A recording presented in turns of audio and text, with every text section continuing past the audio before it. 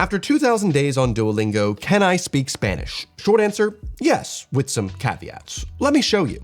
This is my current streak on Duolingo. That's over 3,000 days, but the first 1,000 days of that were actually learning German, which I've made many videos about on my YouTube channel over the years, including one full video in German and hopefully a second one coming next week in German, of course with English subtitles. But every day for the past 2,000 days, I've spent slowly but surely learning Spanish using only Duolingo. With German, I had gotten to the point where I was using a lot of other resources. I was reading German books, watching TV shows, listening to music, but this time around for Spanish, I have not done that. In fact, for the past 4 to 5 years, I've been learning exclusively on Duolingo, mostly to test out naysayer claims that say you can't do that. Well, sorry guys, I have. Will my Spanish be perfect? Absolutely not. But it will be very interesting to see where exactly my shortfalls are, to see how far Duolingo alone has taken me. I want to show you what my lessons look like at the moment, and I'm really excited to tell you about a 20-minute conversation I had this past week in Spanish, in Berlin of all places, all coming up in this video. So, let's go. My name is Evan Edinger, and this is part 1 of a 2-part series on Duolingo. The second video coming out in a few weeks goes into detail about my current tips and tricks for how to get the most out of the app in 2025. But for now though, I just want to show you how far I've come. This right here is where I'm currently at in my Duolingo path, near the tail end of section 6. According to Duolingo, I should just about be able to start learning at a B2 level under the Common European Framework of Reference for Languages, or CEFR. Now, if I were fully at a B2 level Spanish, I'd be able to communicate in sentences like this. In 1755, Lisbon was destroyed by an earthquake and a fire, but later it was reconstructed or rebuilt with a modern architectural style. In Spanish, this reads, En 1755, Lisboa fue destruida por un terremoto y un incendio, pero luego fue reconstruida con un estilo arquitectónico moderno. Can I understand this sentence? 100%. Could I communicate this way? Well, I mean, I've got the building blocks. It's all about putting them together. At this level, I can have practical conversations, but I'm still far from native level fluency found in the C levels of the framework. It's a point where you can feel confident speaking, but there's still a lot to learn. As in life. For context, if I were at an A2 level of Spanish, which is a bit more elementary, I'd communicate like this. I was born in New Zealand, but now I live in Osaka. I have lived in Osaka for 5 years. So the sentences and the grammar are less complex, more basic, but still understandable. Since starting the Spanish module on Duolingo, I have personally witnessed my Spanish progress from the early statements in the A1 section to the more advanced ones later in B1. Through constant repetition and practice within the app, I acquired the building blocks for advanced sentences and developed a sense where I can just sort of feel what words I'm meant to use. Not always, but a lot of the time. For example, if English was your first language, it's probably the case where no one had to tell you that an apple is correct and a apple is wrong. Same with an hour or an excuse to subscribe to my YouTube channel. You've just heard it enough times that you can just sort of hear, a apple is wrong. Now, a popular comment made online is that Duolingo is too basic. It only teaches you vocabulary, and one can't really learn a language simply matching words with your finger on your phone. And you know what? I actually would agree with that final point. But that point is assuming that advanced Duolingo lessons are the same as the basic ones. The app starts you off with these very basic challenges to help build confidence and, realistically, as is their MO, build consistency. So you keep coming back to the app with these little wins. But as you progress, so do the complexity of the exercises. So if you're someone in the early stages on the app wondering what it's like later, how advanced do the exercises get, or if you're just interested to see how it all works and or how my Spanish is, well, let me show you a lesson or two where I'm at. I'm gonna try and show you a standard lesson, meaning they're going to be teaching me new words and concepts that I haven't yet been taught in the app, as well as one of the listening only sections that focuses more on listening comprehension. Also, a story for good measure, just to see how those stories have been developing. All right, so we have Talk About Jobs, lesson 2 of 6. Lo más importante era llegar temprano a la oficina. For the record, usually I just skip the section where I can hear him talking because I don't feel like I need that. Lo más importante era llegar temprano a la oficina. A lot of times as well, it will actually trigger as if I've gotten it right just before I finished. I'm like, excuse me, don't cut me off, thank you. Los astronautas tienen distintas profesiones. These exercises right here, I can't see anything. I have to listen and repeat. These are actually quite new as of this year and are really exciting. I like new ways of learning. Los astronautas tienen distintas profesiones. Los astronautas tienen distintos profesiones. Los astronautas tienen distintos profesiones. Profesiones. Ah, Los astronautas tienen distintas profesiones. Lo interesante es que todos quieren colaborar. Lo interesante es que todos quieren colaborar. I do repeat all the exercises out loud just because that's extra practice. Why not? Unless I'm on the tube because I don't want to be a pariah. Lo interesante, the interesting thing is that everyone wants to collaborate. With my YouTube channel, send me an email, guys. Everyone wants to collaborate. Ding dong. Lo más más. So it's obviously más. I'm speeding through. Se supone que trabaja como detective. Detective. Oh, see, here we go. It's detective. Detective. Supposedly, he works as a detective. Lo más importante. Sorry, guys. Lo más importante es preguntar si no sabes algo. The most important thing is to ask if you know something. If you don't know something. Detectives can earn a good salary. So many fun words like this. Los detectives. Close. Fernanda leyó que para ser astronauta debes estudiar matemáticas o ingeniería. Ella está buscando universidades para estudiar esas carreras. So this is saying Fernanda read that in order to be an astronaut, you should study math or engineering. She is looking for universities in order to study those careers. The question is, what does Fernanda want to do? She wants to be an astronaut. There's a lot of these variations. These ones are like the most basic, but there's a good balance. You don't want it to be all difficult and all easy. You kind of want some wins, some losses, you learn from mistakes. Lo interesante es que el detective está buscar don't make sense. Está buscando. Not bad. It's so exciting. Viajar. Gratis. Cuando el trabajo lo paga. Ahora, por ejemplo, estoy viajando a Rusia y no he gastado nada. Traveling for free, the work pays for it. Okay. For example, I'm traveling to Russia and I don't have to spend anything. I think that's roughly correct. Yeah, when the job pays for it. Sometimes I'm like, oh, I got the vibe. Su abuelo fue astronauta y viajó a la luna. Astronauta. This is a word that I've just learned from this lesson. I really have to focus on how it's pronounced so I can figure out how it's spelled correctly, because it might be astronauta. Su abuelo fue astronauta y viajó a la luna. Astronauta. What? Su abuelo fue astronauta y viajó a la luna. Astronauta? Thank God. Para ser astronauta, debes tener mucha experiencia. In order to be an astronaut, you gotta have, or you should have, a lot of experience. So to be an astronaut, you have, or must, here we go, you must have a lot of experience. At the end of each lesson, usually get 2 or 3 hard exercises rather than matching, rather than just choosing a word. You kind of got to write the whole sentence. The most important thing is to be honest and efficient. Now this is difficult. They've just taught me the sentence structure. Lo importante que es, and then it says to be honest, es ser honesto y eficiente. No! It's the most important thing. I missed the one word there, lo más importante. Oh, and there's also no K. It's one of those mistakes where it's like, take your time. Supposedly. So I don't know this. However, because I'm in one of the first ones where they're just teaching this, I can just tap on se supone. I did not remember that. Supone. Ooh, is it se supone que? See, I got both the hard ones wrong. You gotta learn these things. Oh, it was K. Se supone que. All right. KN. Here we go. Little pling plang plongs. So, I now want to show you what a story looks like, and I want to show you what an audio lesson looks like, but that's going to take me about 15 more minutes of learning. So let me grind through those and then come back to you when it's time for story time.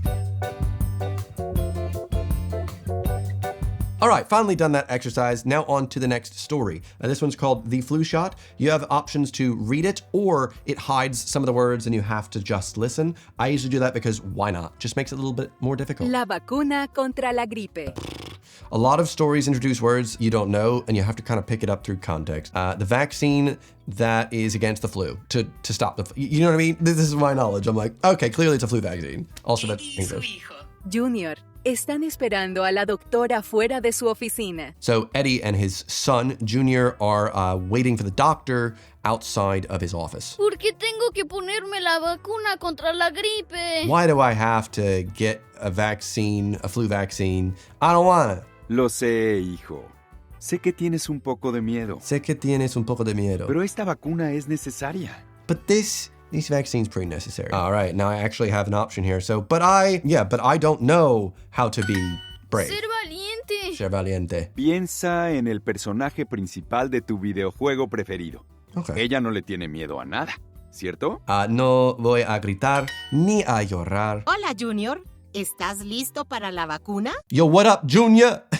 Yeah, opens a box and takes out aguja. Now, aguja is a word I've never heard before, so I have to assume it might be needle. I could tap the word, but sometimes I like to wait a bit to see if I can pick it up through context. Oh, and there we go. Which word means needle? Aguja. Esa aguja es muy grande. He's like, dang, you right. That needle is big. Doctora, lo siento. So, Junior, I have an idea. I'll give it to your dad first, and then it'll show you that it's not dangerous. No es peligroso. I don't know what that means. Joe, in order to get Eddie to take the vaccine first. Then you have some matching here. Vaccine is a word we've learned today. Vacuna. Brave is valiente. Next, it basically asks you what happens in the story, and then you're supposed to explain it. However, true Duolingo OGs, we just type no a lot. And then when you type no 10 times, it says, you're expressing your thoughts in Spanish. You can take your time to write this, but when you realize that it doesn't actually matter, you still get points, I lose incentive. No. No. And that was Duolingo Stories. And it gives you some gems. Now, what do you use gems for? Jack. They're actually completely useless. Your boy has 100,000 gems. There's no reason I would need these. Now, I really want to show you this audio section called Carteros Disfrazados, but I can't do that until I go through 3 more, so give me a sec. All right, finally finished all the other lessons in between. We now have the new audio lessons. It's kind of like you're listening to a podcast. There's not many questions to answer, but they're good for listening comprehension. Hola, esto es Ideas con Bea, donde las personas comparten sus grandes proyectos. All right, what are the big projects people are going to be sharing with her today? Soy Bea.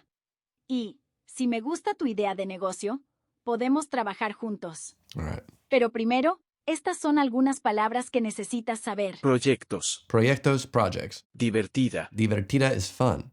Paquetes. Paquetes, packages, and this one's going to be disfraces or something. Disfraces. Yeah. Or something. Hola, Bea. Tengo una idea divertida. Quiero que los carteros usen disfraces de astronautas, capitanes y otros personajes famosos. That's a weird idea. Quiero que los carteros usen disfraces de astronautas, capitanes. So she wants to give postmen disguises, costumes. ¿Por qué disfraces? Yeah, why? Para hacer sonreír a las personas, especialmente cuando reciben sus cartas o paquetes. Especialmente cuando reciben sus cartas. It'll make people smile. Es interesante cómo planeas colaborar con los carteros. Yeah, how do you plan to work Voy a with them? diseñar los disfraces y colaboraré con la oficina de correos para organizar todo. Vamos a colaborar juntas. Didn't work. It was a bit of a shit idea. That last bit, I could use to go over it again. It was a bit fast. My brain like stopped listening for a second and then, I lost it. Disfraces para carteros. It's pretty simple. Gracias por escuchar Ideas con Bea. Nos vemos pronto. And there you go. A very quick listening exercise. Look at that. 3 times multiplier. Bing, bang, bomb. Whew. No, I am not doing any more Duolingo today. That's enough. And that's roughly what the tail end of the B1 section of the Duolingo Path for Spanish looks like. Not bad, right? Well, I hope so. I'll be going over this section in more detail in the next video in this series with more actionable tips for those using the app. But I'd say from my experience, progression in the language and overall comprehension has a sort of multiplier effect based on the amount of time you spend learning, in my case, within Duolingo. What I mean is some days you just don't have a lot of energy. That's normal. You might find it's 11:30 p.m. and you begrudgingly open the app just to maintain your streak and you do one 2 to 5 minute lesson, or maybe you just do a speaking exercise that requires the least amount of brain power and can be done in under a minute. Obviously, that's not going to help you progress that much. I've had many of those days, sometimes a week, sometimes it's 2 weeks long where I'm just like, it can't be arsed. Can never pronounce that right way. My British brain's like, arsed? I can't be arsed. She moved to England and she picked up this fake British accent. Arsed? I can't be arsed. Oh, I feel like a perfect arse. And those are the times where demotivation really kicks in the most because I'm not actually progressing that much. I can tell. And it's a vicious cycle where I know I'm not learning much. I can feel that. It means everything is just more difficult. My brain's not thinking in Spanish as often, and I just get way more frustrated when I'm wrong. However, days where I prioritize ensuring I do 15 to 30 minutes of learning a day really multiplies the effect of that time. I find my mind way more in a Spanish space where I'm more able to quickly understand new concepts of grammar and vocabulary excitedly. I go from saying, why did I get that wrong? To, why did I get that wrong? It's a very tiny tonal shift, but for me, a lot of the times it comes down to just making time for learning using Duolingo in the morning as opposed to finding time for using in the evening. It brings me back to why I started using Duolingo over 8 years ago. At my full-time job, I had an hour-long lunch break and I wanted to use some of that time productively to work on myself, as at the time, I was just using my lunch breaks to play Smash Bros with my coworkers, which, to be fair, is the only reason I've actually won so many tournaments, but that's only impressive within a very small niche of people. The idea of putting in 15 minutes a day into learning a language and having that actually work over a long period of time was a very exciting concept to me, especially because it wasn't just that lunch break I had. I also commuted an hour to and from work, and so what else was I gonna do with that time? Waste it on social media? Might as well do something productive, and I found good success with that. It kind of works similarly to the 1-minute rule for habit forming. Like in the book Atomic Habits, where James Clear explains the hardest part of any habit is simply showing up. He suggests committing just 1 minute of effort because once you start, it's just so much easier to keep going. It's like kinetic versus static friction. The trick is convincing your brain that all you need to do is just do 1 minute, right? Just open the app, just start one exercise, or spend a single minute doing whatever thing you're trying to get into a habit of doing. However, the thing is, after you do spend that minute, you might as well just keep going, right? You already got momentum going. You might as well just do another lesson. It's that hard part of starting. So if you can trick your brain into doing that, get your brain out of the way, just start a little bit, you'll find yourself learning a bit more. And that's kind of been my experience with Duolingo in general. Obviously, not every single time I log into the app and learn something is going to be groundbreaking, but it's showing up every single day and getting those consistent tiny wins that add up to getting those bigger breakthroughs. Not just, like I said, in Spanish, but in a lot of the other things that I try and keep up with. All right, sure, I have learned a lot within the app and I've shown you where I've been, but what about a real conversation in Spanish outside of Duolingo? Well, somehow I'm in a lucky position where the large majority of people that I collect my packages and mail from speak Spanish. So whenever I go to collect a package, I get to practice a little bit. It's not like I'm out here talking to my postman about like our hopes and dreams and using complex sentences. I'm saying things like, creo que tienes un paquete para mí, ¿cómo has estado? I call this my postman Spanish because it's all you really need to use to pick up a package, just basic little sentences. In German, I have a very similar thing, which I've dubbed my baker's German, because I can go into a German baker, have a full conversation with them about what it is I want. I'm not even using like full sentences all the time, but to me, it's just so exciting to be able to use a language that is not my native tongue and the other person doesn't switch to English. And that happens pretty much every time I go into a German baker, except of course that one time, which I did make a video about. But speaking of being in Germany, I was recently in Berlin with my friend Dodie shooting a big future video on public transit. Very excited for that. But at one point,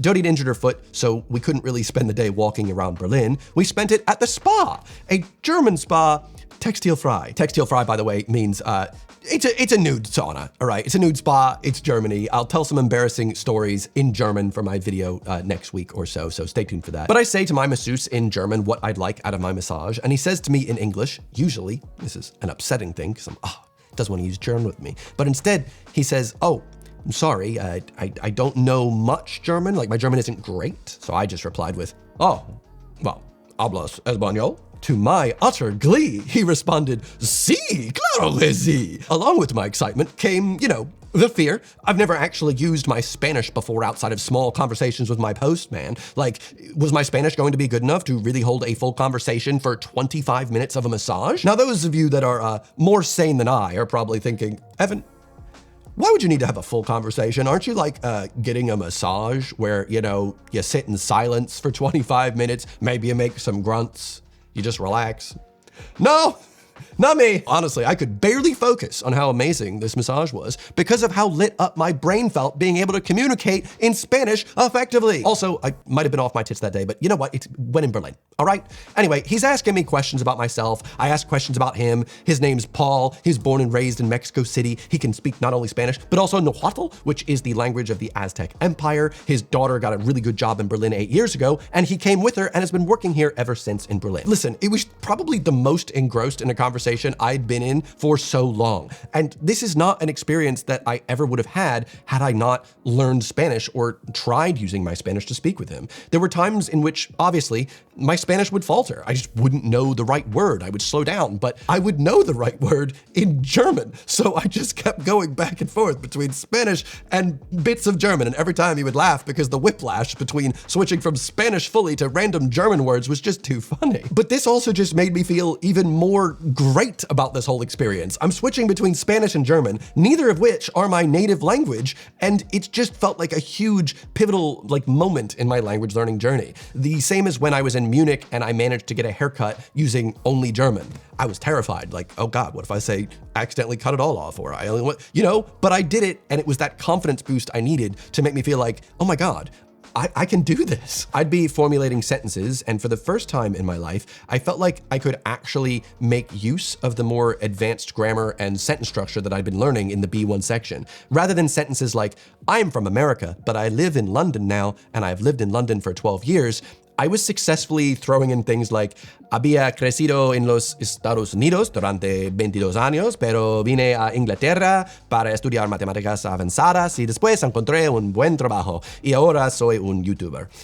And then I'd say something like, hice videos auf YouTube. Well, I know it in German, whoosh, and I knew that he knew enough German to get that, and it was a very transformative massage. Towards the end, when he had moved to my neck area where I really can't be talking, he had to be like, relájate, entspann dich. I was just really excited. My Spanish had passed a really tough test, and honestly, the massage was pretty good. My back felt pretty great. Later on in the day, I also had lost my little wristband, which allowed me to get my clothes back, so I just have a robe on, pretty much nude. I run into this guy and I'm like, oh, my guy, mi amigo. And I managed to ask him for help in Spanish and didn't use English the whole time, and it was just a really satisfying feeling. All right, so where are we at then? Well, for my definition of fluency, conversational fluency, of being able to communicate in Spanish using little to no English, I'd say I'm there now. Yes, I'm making mistakes, and no, I'm absolutely nowhere near the C1 or C2 level of advanced native fluency. But for me, to be able to understand and be understood in a foreign language of my choice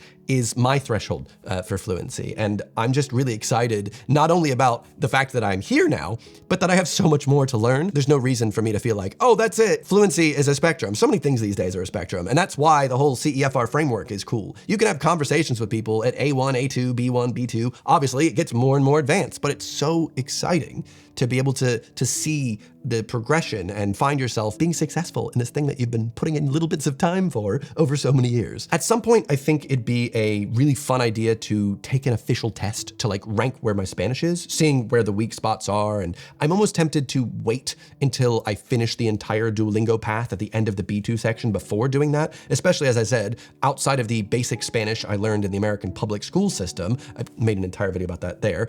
As an adult, I've been 100% just using Duolingo, so it'll be really fascinating to see how I do on that test, given my circumstances. So to succinctly answer the title, can I speak Spanish with 2,000 days of Duolingo?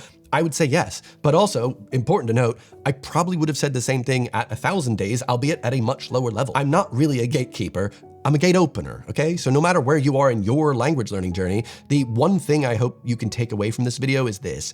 Learning language is not a race. Don't let someone bully you because you're slow and steady, you're learning. If you're just using some spare time you've got in your day to figure out a language, hell yeah. I know Duolingo is not the fastest way of learning a language. I know there are more efficient ways, but it's just an easy thing I can just kind of throw in during my day, and it, for me, has had huge benefits. Learning a language is not a race. Don't worry about it taking a long time if you're only putting small amounts of time in. Some days you're gonna have a lot of time, some days you're not. As long as you show up, you take your time, you'll get there. If anything, it's more like planting and tending to a garden. As long as you show up consistently, not only are you gonna be able to harvest the fruits of your labor in the future, but you'll find joy in the process of growing and nurturing everything along the way. Even if that does sound a bit wanky. This is also just so similar to my story on YouTube and how I've uploaded a video every single Sunday, and I started doing that over 10 years ago. But the consistency is really where most of my growth has come from.